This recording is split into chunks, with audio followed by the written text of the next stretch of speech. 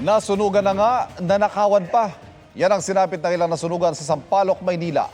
At nakatutok si Jomer Apresto.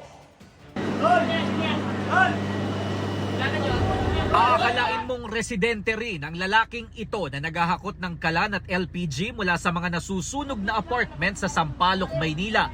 Pero ang lalaki pala, kawatan daw ayon sa barangay. May pumapasok sa loob tapos may mga bit-bit na gamit hindi naman po namin na alam na tiga doon yun. Kasi kilala po namin yung mga nakatira po dyan. Nabawi raw ang mga gamit na tinangkang nakawin ngunit nakatakas ang lalaki. Bukod dito, 3 lalaking kahinahinala umano ang dinala rin nila sa presinto.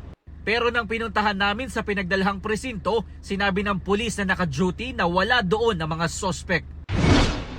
Ayon sa Bureau of Fire Protection, 8 bahay ang nasunog sa lugar. Nang pumating kami dito, doon sa pinakadulo, yun ang kinakain na ng apoy.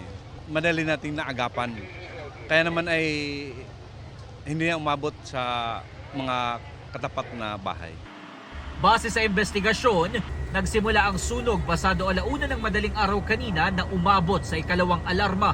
Ang residenteng si Joy, wala raw gamit na naisalba at namatayan pa ng alagang aso. Inuna ko po yung anak ko kasi dito, pagbalik ko po, hindi ko na din po mabalikan yung aso ko. Ang fire volunteer naman na ito, nahirapan daw makahinga dahil sa kapal ng usok. Agad naman siyang binigyan ng atensyong medikal. Tumagal na mahigit 1.5 oras ang sunog bago naapula dakong 2:40 ng madaling araw.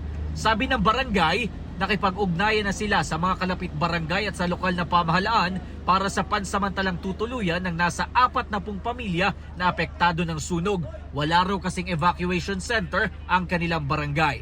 Patuloy naman ang investigasyon ng BFP kung ano ang pinagmulan ng apoy. Para sa GMA Integrated News, Jomer Apresto, nakatutok 24 oras. Mga kapuso, patuloy na tumutok sa mga balita. Mag-subscribe sa GMA Integrated News sa YouTube. Sa mga kapuso abroad, samahan nyo kami sa GMA Pinoy TV at www.gmanews.tv.